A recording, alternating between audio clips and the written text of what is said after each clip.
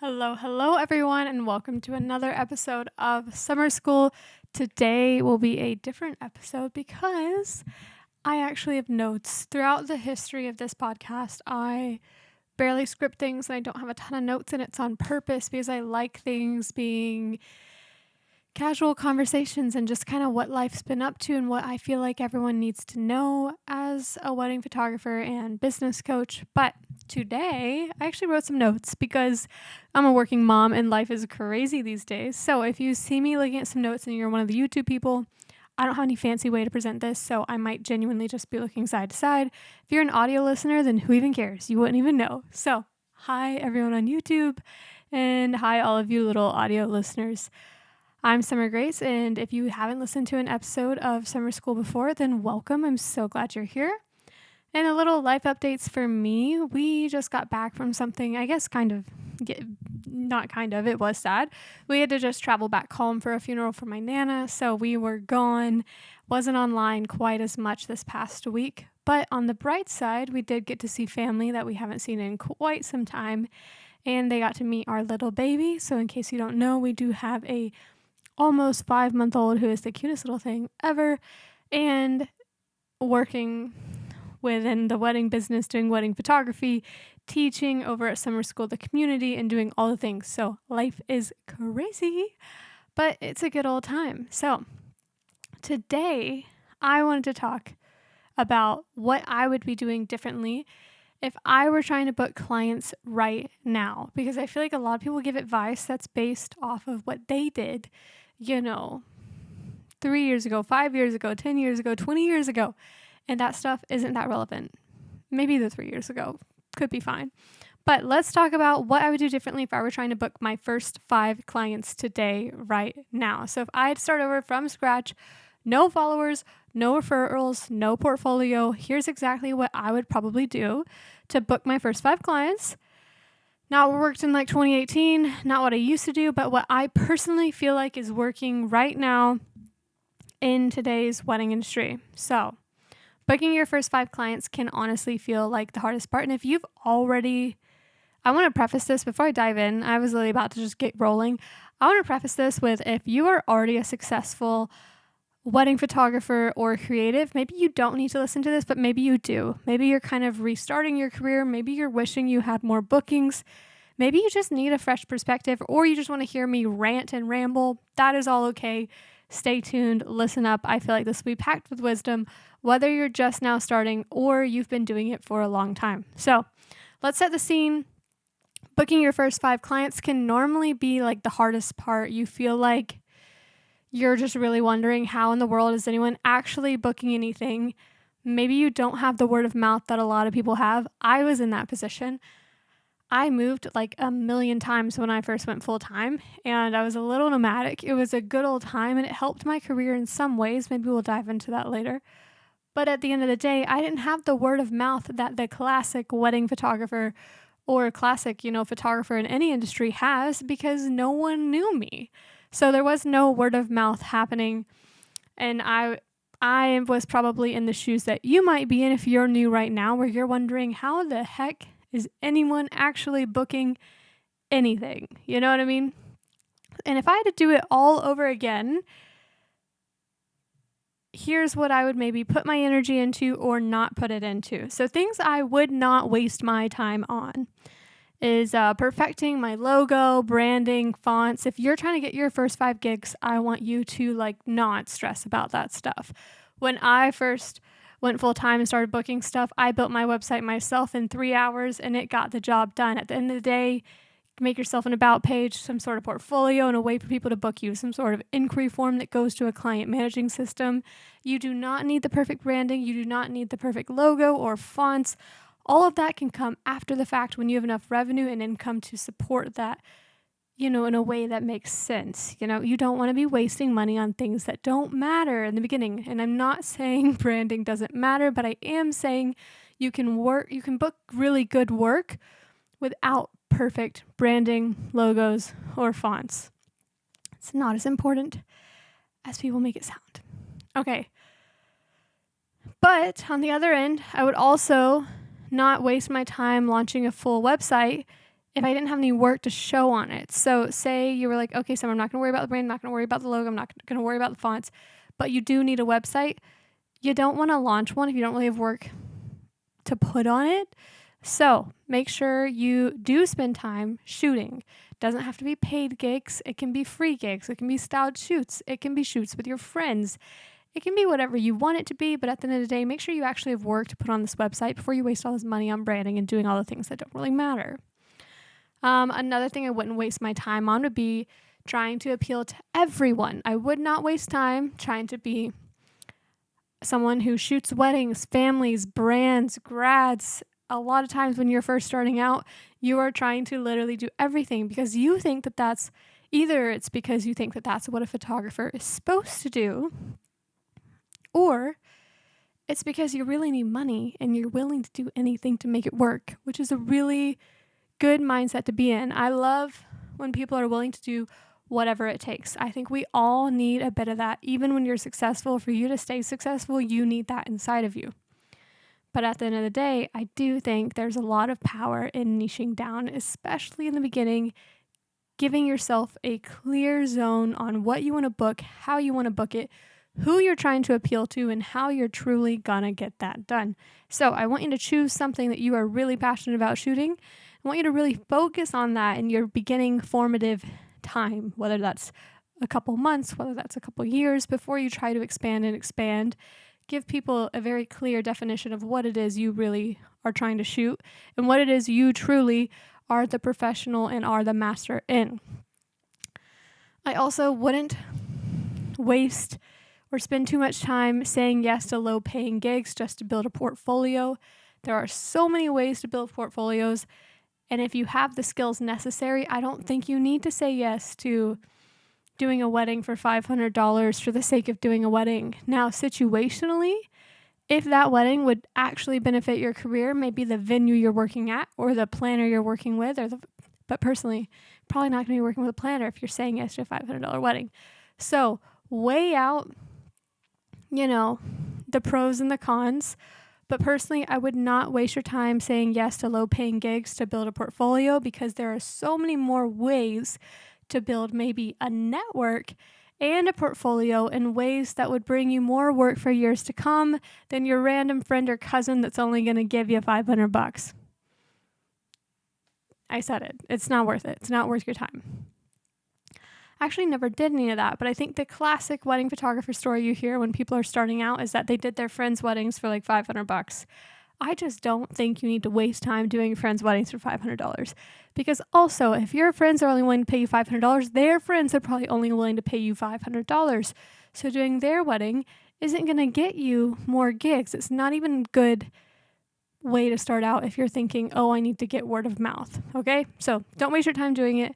Other ways to build your portfolio would be creative shoots. Maybe you're setting up shoots for yourself, getting some friends to model for a look that feels more like you, building your own personal brand in a way that, actually elevates yourself instead of just saying yes to something that maybe isn't even the type of weddings you want to be doing or the type of shoots you want to be doing just because you feel like you should say yes to things so that you can be professional and be someone that's booking work. Another thing I wouldn't waste time or money on would be I wouldn't waste your time waiting until you feel ready, waiting until you feel official, waiting until you feel confident, because at the end of the day, I don't think any of us fully ever feel like we have this thing perfect and dialed in. At the end of the day, you just have to dive in. You just have to say yes. You have to just jump off the cliff and commit to being a photographer, to being a creative entrepreneur, to being whatever you want to be and become. You have to just full send. I don't think waiting until you have even the perfect income mapped out, mapped out to meet your desired maybe income before quitting your job. I'm the kind of person that's like, dude, just full send. At the end of the day, if you are putting your effort into multiple different avenues, I just don't believe the one that you truly want to succeed, if it's not getting your full attention, it's going to grow that well. That's because it's who I am. So I'm not saying that that's true for everyone. For me And myself, I have to just fully commit because I don't have enough brain space to devote to multiple different avenues. So don't wait until you feel ready. I don't think anyone will ever actually feel ready. So don't let that hold you back. Don't wait until you feel official, who even knows what that means. And don't wait until you feel fully confident. As long as you know what you're doing and you know how to use your camera and you know how to communicate well with people, and you probably, hopefully, will know how a wedding day or whatever kind of shoot you're doing, how that operates, you're good to go. You don't need to be perfect to start your journey. Okay? Now, what I would do instead, so I wouldn't waste my time doing any of that stuff, okay? So what I would do instead is I would build one clear offer. Like I said, I want you to not spread yourself thin. I want you to choose a niche. So build one strong, clear offer, because people, they don't book vague people. They book people that they can understand and connect with. So I would start with one offer that's really easy for people to say yes to. Now, if you're already a wedding photographer or just a creative entrepreneur in general, you need your offer to be so easy to say yes to that they have no reason to not say yes to it. So even if you're not just starting out, if your packages are hard to book and they make no sense, they're not serving you, okay? I need it to be so easy to inquire with you that people have no reason but to inquire with you. If it takes me more than 10 seconds to find the inquiry form on your website, then something is wrong, okay? So same with this. You need to build one strong, very clear offer. I have, X amount of sessions available for this month for people who want blank and blank for this kind of vibe, and it's this amount of money. It does not need to be complicated. You don't need a million add-ons. After you've booked because we're talking what I would do if I needed to book my first 5 clients, okay? After you've done that, then the journey might be different. You might have add-ons, and there's a whole art to add-ons. Maybe we have a separate podcast episode on the art of add-ons and that kind of world. But in the beginning, you just need a very clear offer, the kind of offer that tells people what it is, who it's for, and why they should book it right now. Because the more specific and clear you are, the easier it is for people to remember you, to refer you, to tell their friends about you and that you're offering the service, and the easier it is for them to reach out. Next, I want you to tap into your network intentionally. Just posting once in a while and hoping someone reaches out, that's not enough. Instead, I would be messaging, people maybe from schools you've gone to, maybe from churches if you're religious, maybe from work environments, old coworkers, old friends. Not just, messaging people that already maybe remember you and keep up with you on Instagram, but I want you to reach out to people that matter and say something like, hey, I'm starting in this, I'm doing this, and, it made me think of you. There's no pressure, but I'd love to work together. So say you want to shoot, I'll do a good, easy example. Say you want to shoot for a coffee shop. Literally message them or go to someone in person and say, hey, I'm this kind of photographer and I would like to take photos for your social media. Is that something we could talk about? Literally, there is never any hurt in asking. And for people who need work, but they aren't putting in the work to really put themselves out there, that's a problem. Put yourself out there, no matter what it takes. So maybe with venues, maybe instead of reaching out to potential couples, if you do know couples that just got engaged, you might as well hit them up. But maybe you reach out to venues and you say, hey, I work with this kind of client, or I want to work with this kind of client, and I really think I would be really aligned with your venue. I would love to work together. Is there something maybe I could do for you that could build us a good working relationship? I would love to connect. Whatever that email should sound like, or whatever that message, whatever that in-person conversation should be like, I want you to do it. You need to tap into your network very intentionally.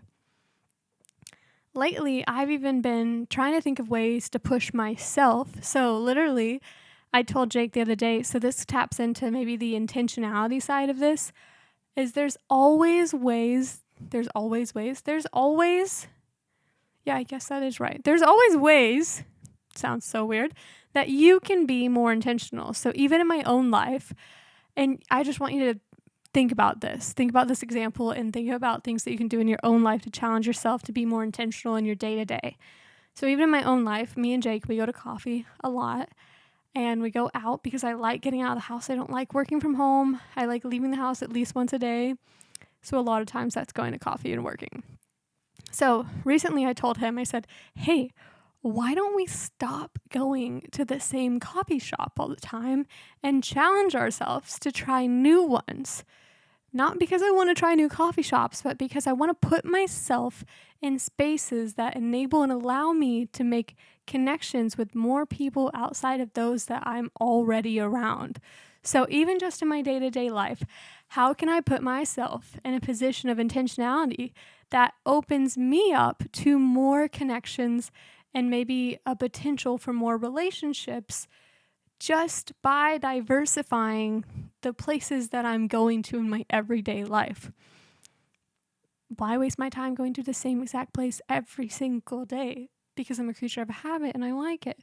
But even in instances like that, we're going to challenge ourselves to start positioning ourselves to think about our day-to-day life differently so that it opens us up to even more possibilities of connections. Like, that's genuinely, we live in LA because of the potential of opportunities here, but we got so comfortable that we weren't even putting ourselves in a place of having the max opportunities, So maybe that you're in a similar position and you do the same thing, or maybe you have a gym membership where there's multiple different gyms in your areas. Maybe you challenge yourself to go to different gyms. Maybe you challenge yourself to just talk to the cash register more, like the person behind the cash register more, and connect with them. Maybe you challenge yourself to actually make a relationship with the barista of the coffee shop you go to and see maybe, just building more intentional, honest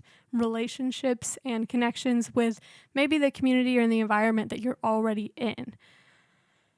You don't have to go full networking mode, but being intentional is really about showing up and connecting with people, and that will make a very big difference in your business, both when you're starting it or even right now. Like with myself, I'm always trying to challenge myself to be more intentional.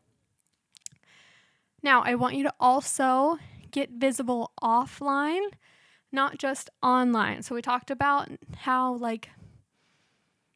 you don't have to go full networking mode, but at the same time, I do want you to go at least partial full networking mode. You know what I mean?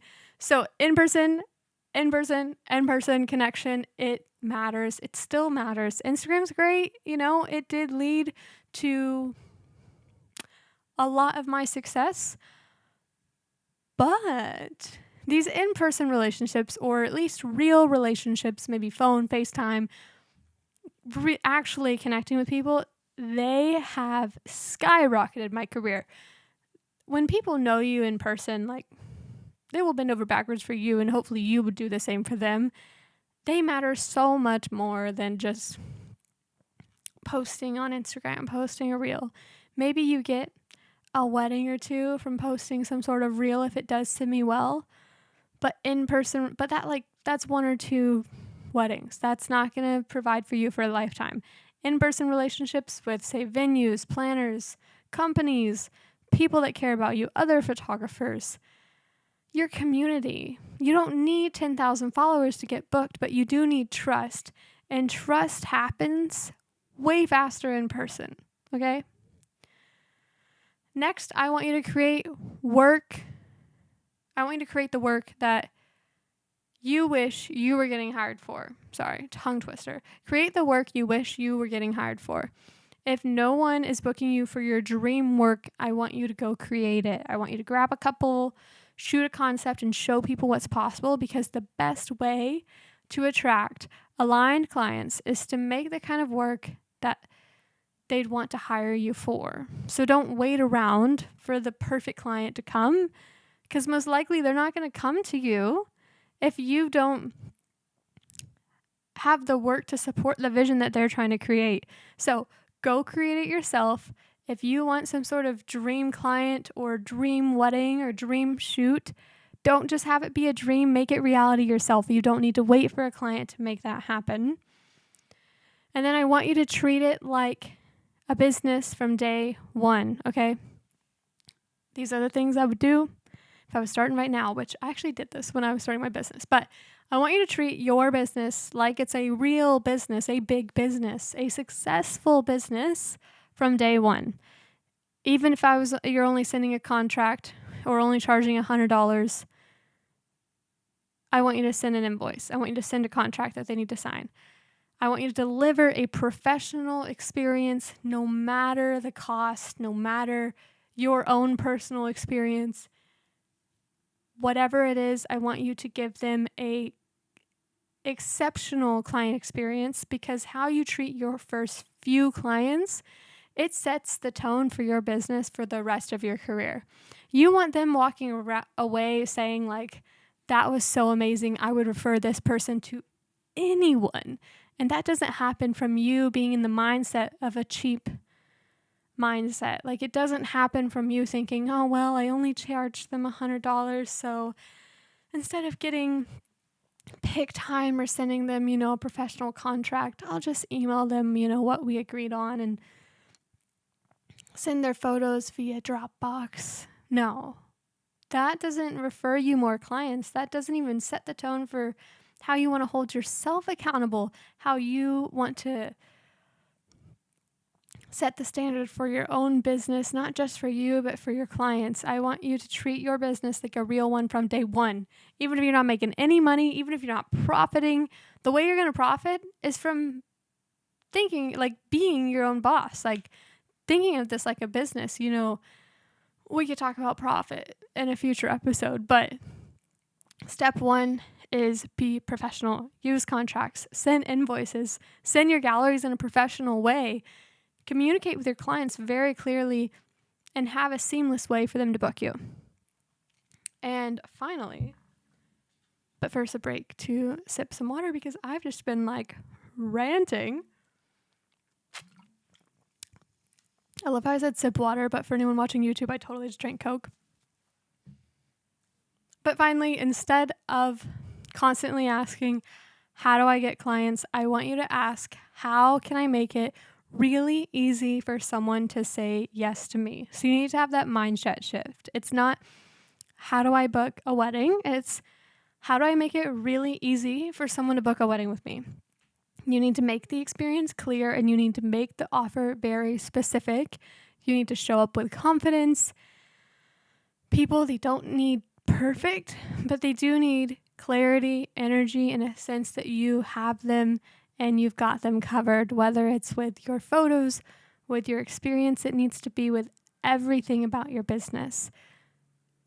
Your business, your art, it doesn't need to be perfect, but it does need to be perfected. You know what I mean? So, whether you're just starting, pivoting, rebuilding, I want you to know that it's never too late to give this another go. Just get back to the basics and start going for it. If you have any questions, I would love if you connected with me, whether it's in summer school or paid membership, whether it's by DMing me on Instagram and connecting with me, saying hello. I would love to get to know you. But in case you don't know, this podcast is just a short little snippet of some of the amazing education that we have inside of summer school, inside of summer school, the paid community platform. So it is hosted through a platform called Circle, and it's this awesome community where you can join for $40 a month. And yeah, I'm not just going to keep pitching it, but it's a pretty sick place with probably about 100 members already, which is crazy. We launched it about maybe 2 or 3 months ago. And yeah, there's community boards, there's work boards, people post work that they need help with. So you literally could book work inside of Summer School, the community. There's freebies, there's classes by both me and other educators. I think we have at least maybe 8 classes already uploaded. Super cool. And there's discussion boards where you can ask literally anything that your heart desires. You can even DM me inside of it if you wanted to. So if you want to know how to book people even more in depth and you want to ask me questions on the nitty gritty of maybe how I set up my systems or, how should you price this certain client or whatever you want to ask, go ahead and join Summer School. And if you loved this episode and maybe you're just starting out and want to share this with a friend who's just starting out, go ahead and send it over to them. Leave a review, leave a rating, and I will catch you guys next week.